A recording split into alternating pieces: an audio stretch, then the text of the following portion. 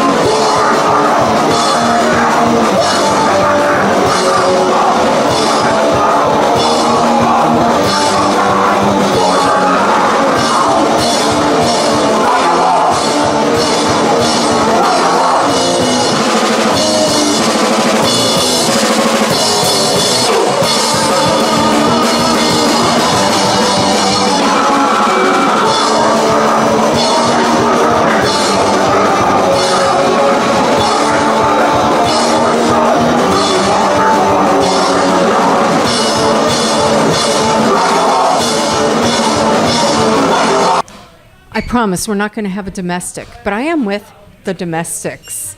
And you guys are playing here in Salford, and you're supporting your new album. What's it called again? The new album's called Cherry Blossom Life. We've just put that out in August, and we've also put a new 7-inch out at the same time called Pissing on Perfection, which is all cover versions. So yeah, that's been out, well, I guess a couple of months now. It's doing all right. And yeah, we just come back from Europe, and now we're playing some gigs back in the UK. And cover versions. What kind of cover versions? Well, the covers we've done, really, I suppose, are more or less songs that are kind of an influence on the domestic sound.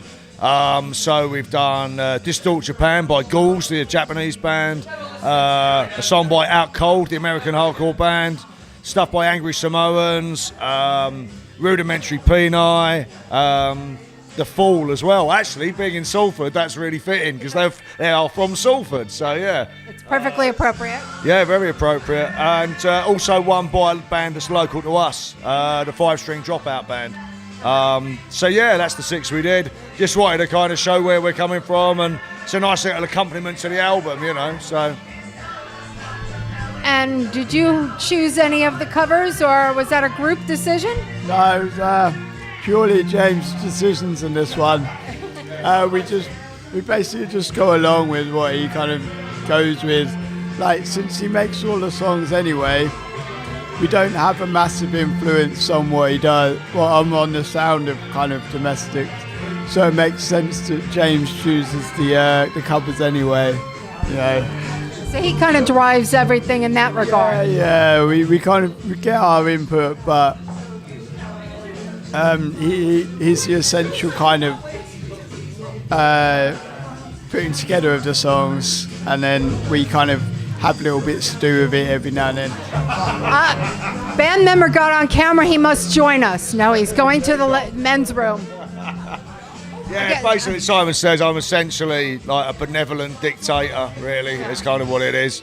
But, you know, it wouldn't sound the same without these guys playing it, you know, even though I write the songs, it would sound completely different with other people playing it. And they do have a real influence on the end result, so it wouldn't be the same with just anyone in it, you know, so.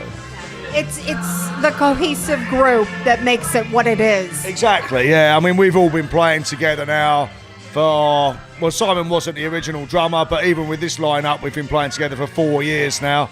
And the whole process just has become very easy. We all know how each other plays, what each other do best. And, you know, I write according to that now. So it's made everything. It means that I think the new album is the best album we've done. Because all the songs have had that sort of in the back of my mind when I've been writing them. So, yeah, it's very cohesive these days, I think. So. Oh, and we're getting all kinds of people trying to join in, and the dog. I wonder he'll lay down in the middle of the floor when you're playing. He may do, yeah. I mean, that dog seemed quite into the bands earlier, so yeah, it may well do. I think he's the biggest hardcore fan in the whole place. He was definitely into Salvo, yeah, that's for sure. Yeah. never seen anything quite like that. no, it's true, really, yeah. Don't get a lot of dogs at gigs, really, but yeah. Especially ones who are so mellow with hardcore playing.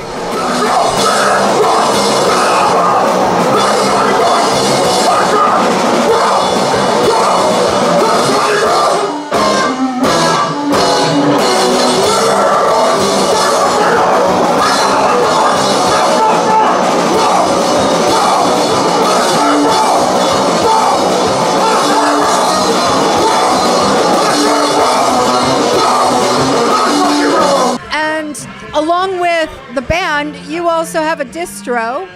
Yeah, I run Kibu Records, which is a label and a distro as well. The distro side of things just really sprung out of the label. It's not something I ever really intended to do.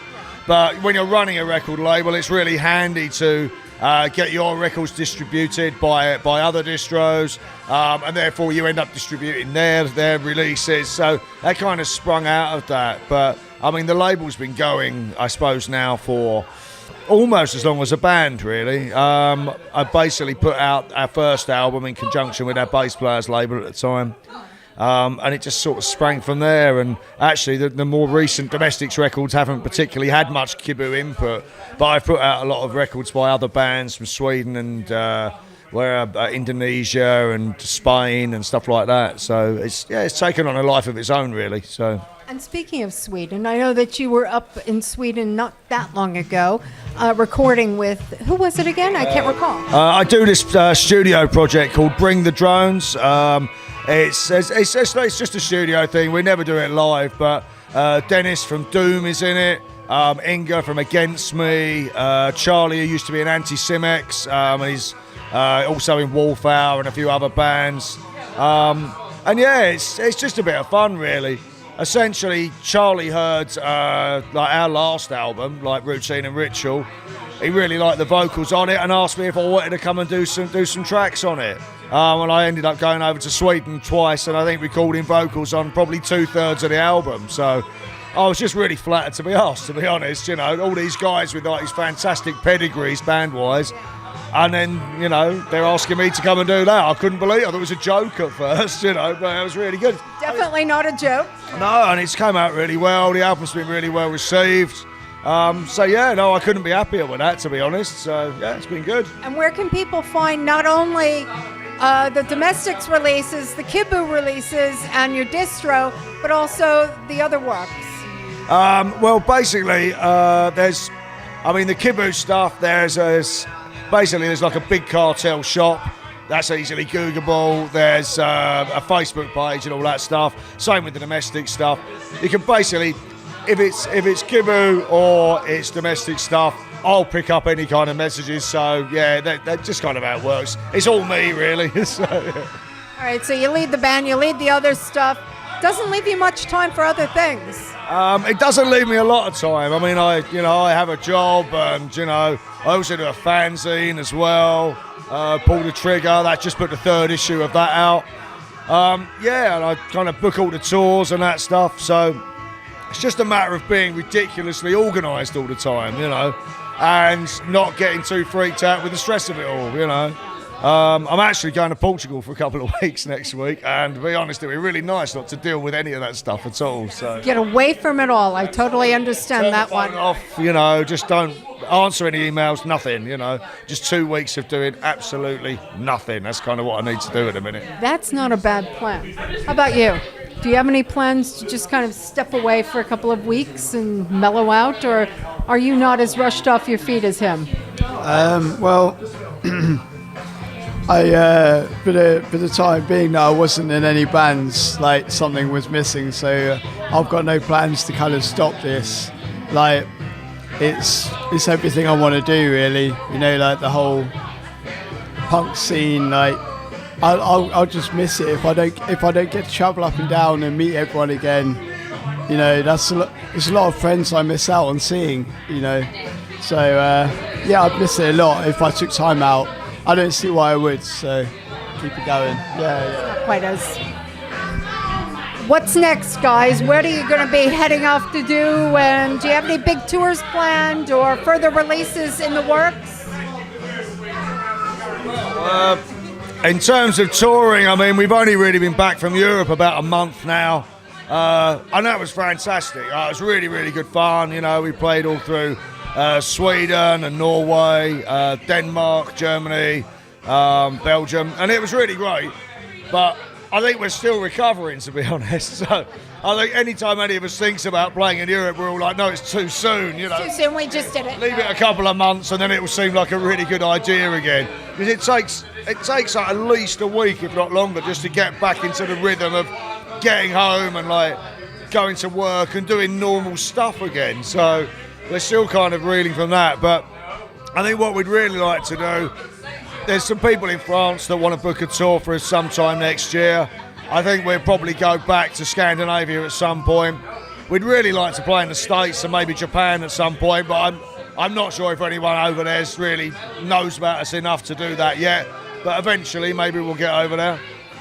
You never know. You'd never know, because Two Sick Monkeys just booked a whole Japanese tour. So Absolutely, yeah. I mean, they're a great band. They've been going a really long time.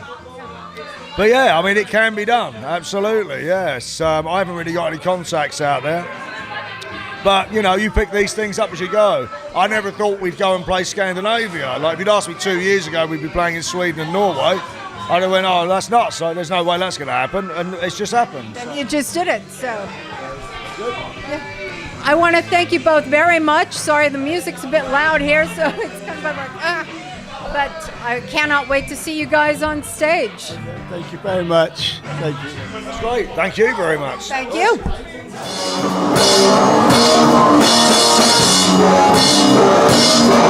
back.